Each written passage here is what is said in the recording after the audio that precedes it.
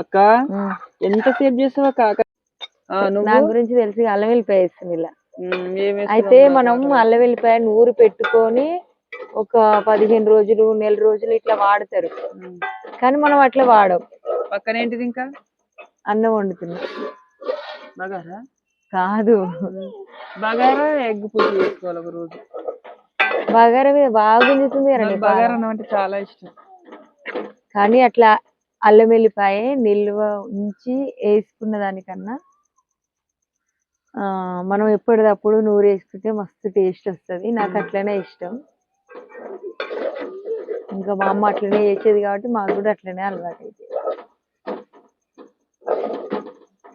ఈరోజు egg fry మాది.